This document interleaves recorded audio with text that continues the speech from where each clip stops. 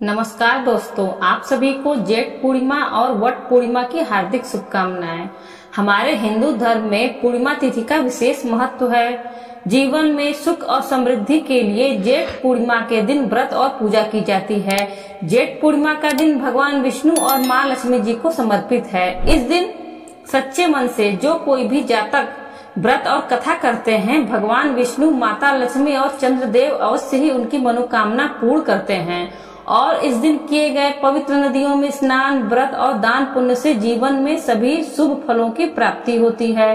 और आज चंद्रमा की पूजा करने से कुंडली में चंद्र दोष भी दूर होता है। और सबसे जरूरी बात कि आज के दिन सुहागिन महिलाएं अपने पति की लंबी आयु की कामना से वट पूर्णिमा का व्रत भी रखती हैं। साथ ही वट वृक्ष की पूजा करके, सुहाग की सामग्री अर्पित करके वट वृक्ष के नीचे यानी बरगद के पेड़ के नीचे बैठकर वट पूर्णिमा की कथा भी सुनती हैं। ज्येष्ठ पूर्णिमा यानी वट पूर्णिमा की कथा सुनने से पहले आप सभी से अनुरोध है कि आज के दिन सुनी जाने वाली श्री सत्यनारायण भगवान की कथा भी आप हमारे चैनल पर जरूर सुनिएगा। आज के दिन इस कथा को सुनने से पति पर आने वाला हर संकट दूर हो जाता है। तो आप सुनिए ज्येष्ठ पूर्णिमा की कथा। भद्र देश के एक राजा थे जिनका नाम अश्वपति था। भद्र देश के राजा अश्वपति के कोई संतान न थी। उन्होंने संतान की प्राप्ति के लिए मंत्रोच्चारण के साथ प्रतिदिन 1 लाख आहुतियां दी। 18 वर्षों तक यह क्रम जारी रहा। इसके बाद सावित्री देवी ने प्रकट होकर वर दिया कि हे राजन, तुझे एक तेजस्वी कन्या पैदा होगी। सावित्री देवी की कृपा से जन्म लेने के कारण से कन्या का नाम सावित्री रखा गया। कन्या बड़ी होकर बेहद रूपवान हुई। योग्य वर न मिलने की वजह से सावित्री के पिता दुखी थे। उन्होंने कन्या को स्वयं वर तलाशने भेजा। सावित्री तपोवन में भटकने लगी। वहाँ साल्व देश के राजा द्युमत्त सेन रहते थे, क्योंकि उनका राज्य किसी ने छीन लिया था। उनके पुत्र सत्यवान को देखकर सावित्री ने पति के रूप में उनका वरण किया। ऋषिराज नारद को जब यह बात पता चली तो वह राजा अश्वपति के पास पहुँचे और कहा कि हे राजन, यह क्या कर रहे हैं आप? सत्यवान गुणवान है, धर्मात्मा है और बलवान भी है, परंतु उसकी आयु बहुत छोटी है। वह अल्पायु है। 1 वर्ष के बाद ही उसकी मृत्यु हो जाएगी। ऋषिराज नारद की बात सुनकर राजा अश्वपति घोर चिंता में डूब गए। सावित्री ने उनसे कारण पूछा तो राजा ने कहा, पुत्री, तुमने जिस राजकुमार को अपने वर के रूप में चुना है वह अल्पायु है। तुम्हें किसी और को अपना जीवन साथी बनाना चाहिए। इस पर सावित्री ने कहा कि पिताजी, आर्य कन्याएं अपने पति का एक बार ही वरण करती हैं। राजा एक बार ही आज्ञा देता है और पंडित एक बार ही प्रतिज्ञा करते हैं और कन्यादान भी एक बार ही किया जाता है। सावित्री हट करने लगी और बोली, मैं सत्यवान से ही विवाह करूंगी। राजा अश्वपति ने सावित्री का विवाह सत्यवान से कर दिया। सावित्री अपने ससुराल पहुंचते ही सास ससुर की सेवा करने लगी। समय बीतता चला गया।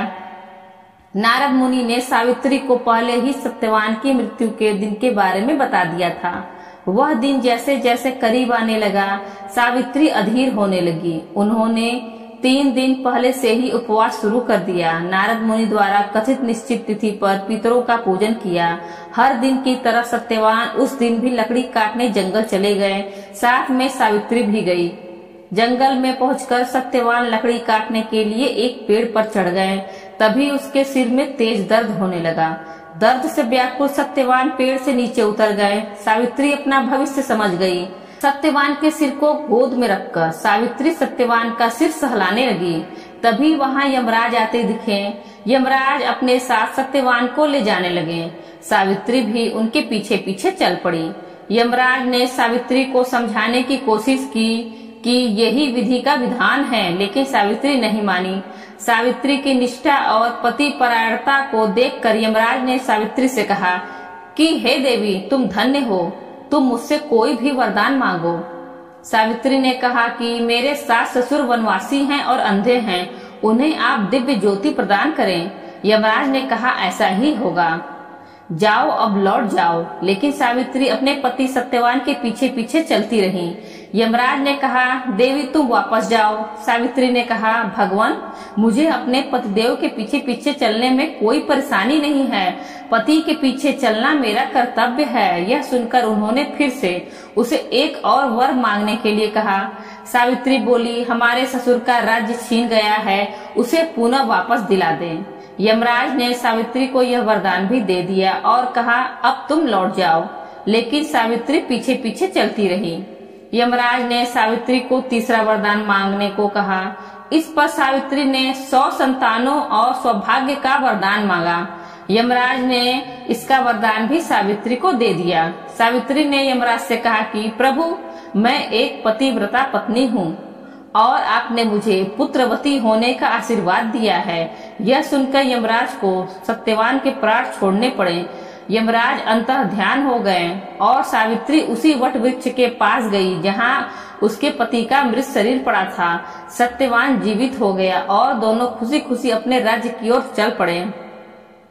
दोनों जब घर पहुँचे तो देखा कि माता पिता को दिव्य ज्योति प्राप्त हो गई है। इस प्रकार सावित्री सत्यवान चिरकाल तक राज्य सुख भोगते रहे। इस कथा को सुनने से उपवासक के वैवाहिक जीवन या जीवन साथी की आयु पर किसी प्रकार का कोई संकट आया भी हो तो वह टल जाता है। दोस्तों, वीडियो अच्छी लगी हो तो वीडियो को लाइक करें और ज्यादा से ज्यादा अपने मित्रों के साथ शेयर करें और बेल आइकन दबाना ना भूलें, जिससे आगे आने वाले वीडियो की नोटिफिकेशन आपको सबसे पहले मिल सके। और इसी तरह के वीडियो देखने के लिए हमारे चैनल हिंदी कहानी नई पुरानी को सब्सक्राइब करें। धन्यवाद।